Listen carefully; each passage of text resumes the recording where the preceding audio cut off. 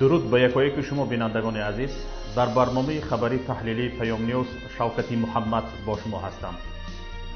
سرخط خبرهایی که امروز پیشکش شما می‌گردد. کمیته حقوق بشری سازمان ملل متحد به حکومت‌های روسیه و تاجیکستان 6 ماه مهلت داد تا قضیه استرداد کرامت شریپوف از روسیه را شرح دهند. کارشناسان بین المللی میگویند نامزدی بزرگمهر یاروف به جایزه بین المللی واصلاو هاول تصدیقگر بی اعتباری دعواهای حکومت تاجیکستان نسبت مخالفانش است.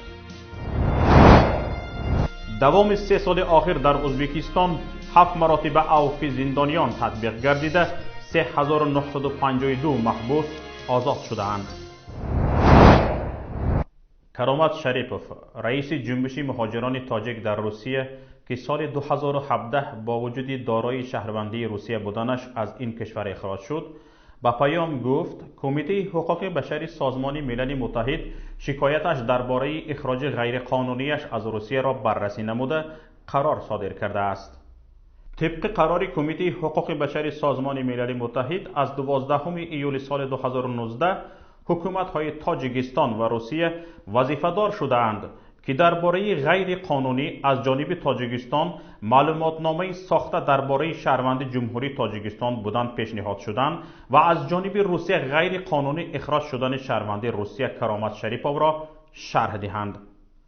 کرامت شریپوف میگوید در قرار مذکور سبب حالت‌های از قبیل خدمتچی حربی نفقه‌خور بودن، اشتراکچی جنگ بودن و جانبداران زیاد داشتنش ذکر شده از حکومت‌ها طلب کرده شده است که در مهلت نزیاده از 6 ماه به مسئله های مذکور همه طرفه رسیدگی کرده جواب خود را به کمیته حقوق بشری سازمان ملل متحد پیشنهاد نمایند.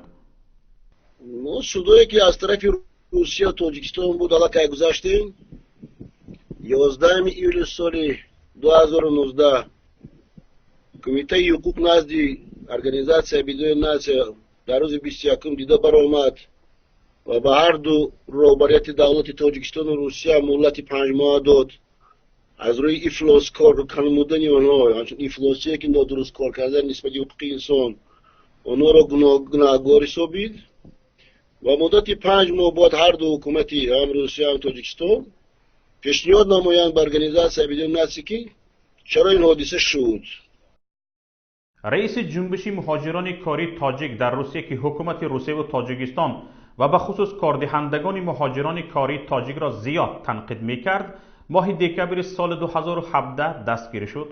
دادگاه روسیه بعد مدت کوتاه قرار کرد که کرامت شریپوف از راه غیر قانونی شهروندی روسیه را به دست آورده است و برای همین باید از آن محروم کند و از قلمرو کشور خارج نمایند. با باور خود کرامت شریپوف اخراج او از روسیه کار دست گروه‌هایی بود که از فعالیتش برای حفظ حقوق مهاجران کاری خوششان نمی آمد. کرامت شریپوف شرح می دهد که اگر شناسنامه را غیر قانونی به دست می آورد در مدت 2 دهه آشکار می کردند. کرامت شریپوف ادعا دارد پس از پاشخوری اتحاد شوروی و استقلال کشور هیچ وقت شهروندی و شناسنامه تاجیکستان را نداشت. اما مقامات تاجیکستان میگویند او از سالهای 70 به این طرف شهروند تاجیکستان است. بزرگمهر یاروف زندانی سیاسی تاجیک نامزد برای دریافت جایزه سالانه حقوق بشر به نام واصلاو هاول پیشنهاد شد. جایزه از سوی کتابخانه واصلاو هاول، صندوق هرتیه 77 و مجمع پارلمانی شورای اروپا تأسیس گردیده همه ساله به فعالان حقوق بشر تقدیم می گردد. بزرگمهر یاروف یکی از 3 نامزدهای دریافت این جایزه است. همراه با او برای دریافت این جایزه زندانی دیگری سیاسی الهام توختی، فعال حقوق بشری اویغور از چین و یک سازمان بلکانی تشبث جوانان برای حقوق انسان پیشنهاد به گرفتن جایزه شده اند. برنده جایزه 30 سپتامبر معلوم می گردد. دیروز در صحبت با خبرگزاری آسیای مرکزی جمشید یاروف حامی حقوق انسان و برادر بزرگمهر یاروف گفت که خود پیشنهاد شدن به این جایزه این اعتراف عمومی جهانی فداکاری ها و کوشش های بزرگمهر یاروف در سمت دفاع حقوق انسان در تاجیکستان می باشد. ما امید داریم که بزرگمهر یاروف یکمین شهروند تاجیکستان می شود که به این جایزه با نفوذ بین المللی صاحب می شود و علاقه پیشنهاد شدن بزرگمهر یاروف به این جایزه این علامت اعتراف عمومی جهانی قربانی های او مبارزه های او در سمت حمایت حقوق انسان در تاجیکستان می باشد. ما از نادژدا اتایوا پرزیدنت انجمن حقوق انسان در آسیای میانه خواهش کردیم که در برنامه امروزه ما شرکت کنند و از چگونگی این جایزه به ما معلومات داده باشند. حالا خانم نادژدا در خط علاقه با ما هستند. خانم لطفاً این جایزه را به ما تعریف می‌کردید. باید گویم که مکافات مذکور یکی از بانفوذترین مکافات اسامبله پارلمان شورای اروپا بوده و شخصان جمعیتی و سیاسی که برای حمایت از حقوق بشر خدمت کردند داده می شود. آن به نام واصلاو هاول همچون رمز متانت در مکالمه میان مقامات و جامعه شهروندی است. این یک جایزه بسیار با اعتبار است. من چنین می‌شمارم که این اقدام شگفت‌انگیز میباشد و همین دلیل که وکیل دفاع بزرگمهر یاروف برای خط داوطلبان وارد کرده شد بهای بلند و امتیاز برای جامعه شهروندی تاجیکستان است. آنجا که وکیلان دفاع همیشه با اختصاص والای خود در منطقه آسیای مرکزی فرق می‌کنند و این را باید تن گیریم. جای گرفتن نام بزرگمهر یاروف در قطار دو نامزد دیگر به این جایزه چه اهمیتی دارد؟ Я просто считаю, что это новость потрясающая. این یکی از معتبرترین مکافات‌های مجلس پارلمان اروپا است. آن به آن خاطر نام واصلاو هاول را گرفته است که او را در اروپا چون نماد موقعی شهروندی، نماد استحکام و نماد گفتگو بین حکومت و جامعه شهروندی میشناسند. من به این نظرم که این نویگری عالی است. تنها خود همین که بزرگمهر یاروف برای خط نامزدها وارد شد گواهی بهای بلند به جامعه شهروندی خود تاجیکستان است که باید اعتراف کرد وکیلان دفاعش به سطح بلند کسبیت در منطقه آسیای مرکزی فرق می‌کردند. اینکه یاروف به این جایزه پیشنهاد شد به این معنی است که جهان متمدن موقع شهروندی یاروف را دستگیری می‌کند و به او بیشتر از موقع رسمی مقامات باور می‌کند. طرز و اصول پذیرایی نامزدها به این جایزه چگونه است؟ کسی به این سازمان نامزدها را پیشنهاد میکند یا خود این سازمان مستقلانه حقوق انسان در جامعه جهانی را پیگیری میکند؟ Значит, общий порядок таков, что нужно каждую кандидатуру поддержали как минимум. باید حداقل 5 توصیه دهنده باشد. مهم نیست شخص علاهیده یا سازمان. مهم این است که آنها شخصان و سازمان‌های صاحب اعتبار باشند. خود همین که 5 توصیه دهنده صاحب اعتبار یاروف را اعتراف کردند، علاقه خیلی موقعی بلند است.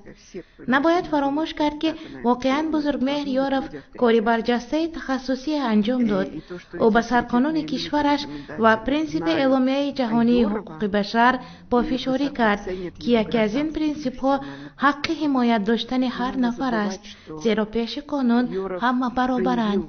او در تقدیر آنهایی که به همدستی با سازمان های ممنوع متهم می شدند شریک شد.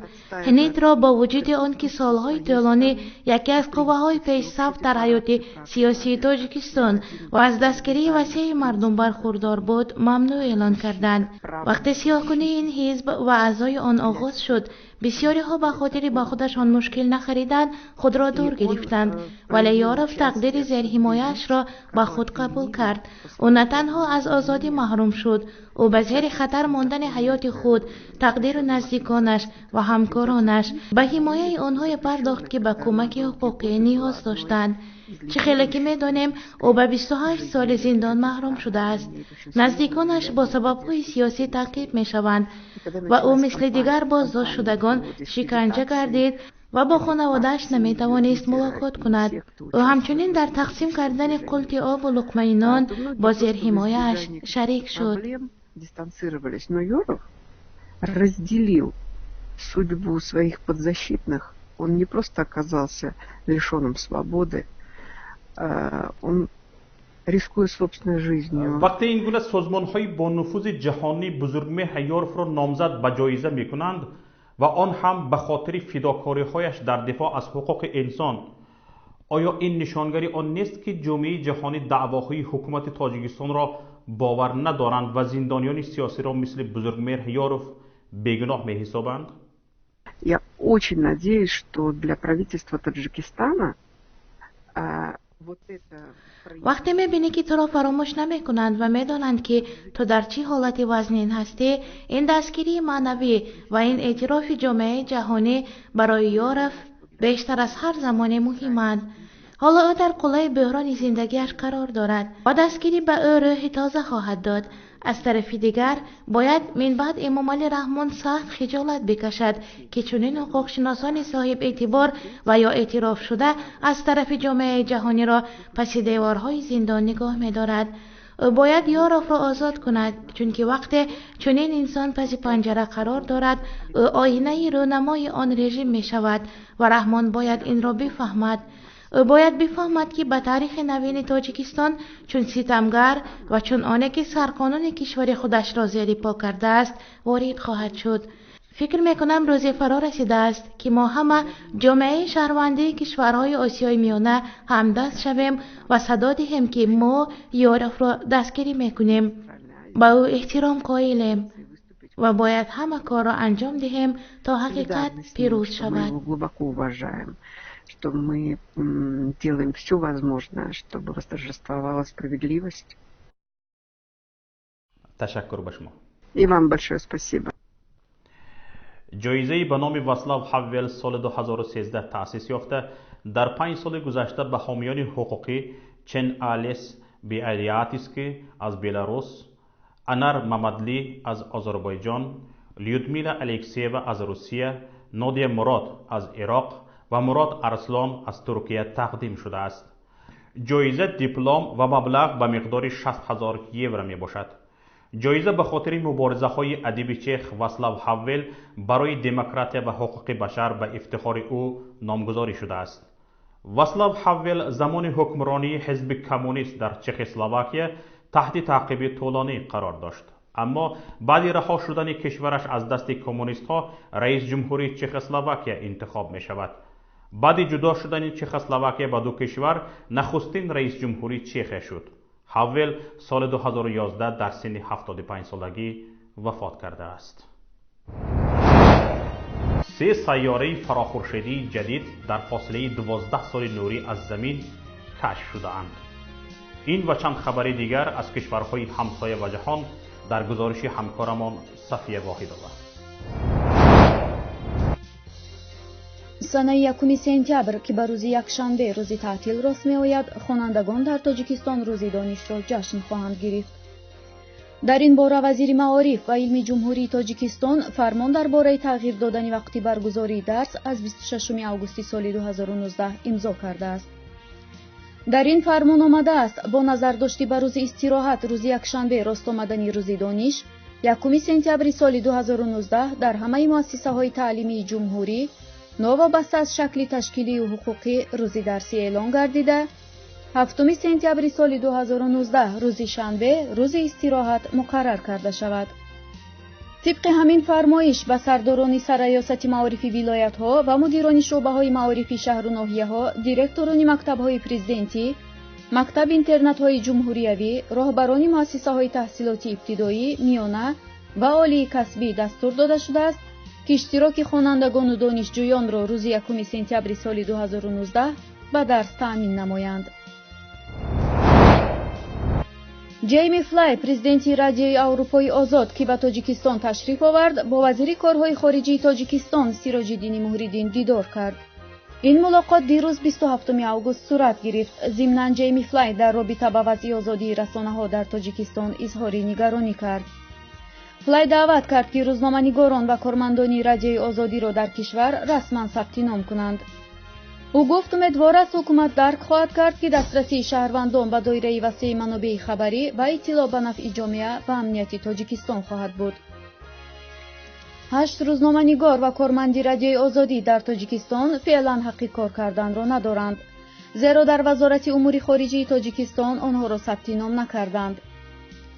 پیشتر وزیر کارهای خارجی سیراج‌الدین محریدین گفته بود آنها روزنامه‌نگارانی را که با نوشته‌های خود به سیاست دولتی آسیب می‌رسانند ثبت نام نخواهند کرد. بخشیده به روز استقلال ازبکستان، شوکت میرزیویف پرزیدنت این کشور فرمان درباره اوپی گروهی که از کردهشان صادقانه پشیمان شده در راه اصلاح شوی قرار دارند را دیروز 27 اوگوست امضا کرد. طور سامانه اطلاع رسانی آسیای مرکزی خبر می‌دهد بر اساس این فرمان 65 زندانی عفو شدند که در محبس‌ها ادای جزا می‌کنند. از این شمار 17 تن کاملا آزاد، 13 تن دیگر شرطاً عفو شدند. جزا نسبت 20 محبوس دیگر سبکتر شده، 15 کسی دیگر از جزا در نمود حبس آزاد شدند. میان عفو شدگان 4 زن، یک شهروندی از 60 سال بالا، یک شهروندی خارجی، 39 شهروندی که در سازمان‌های ممنوع اعضا بودند هستند. گفتنی است دوام 3 سال اخیر در ازبکستان 7 مراتب عفو تطبیق گردیده 3952 محبوس آزاد شدند. 3 سیاره فراخورشیدی جدید در فاصله 12 سال نوری از زمین کشف شدند. محققان رصدخانه جنوبی اروپا ESO از طریق تلسکوپ 13.6 متری خود در لوسایلوی چیلی 3 سیاره سنگی فراخورشیدی که بین 1.4 تا 1.8 برابر جرم زمین هستند کشف کرد.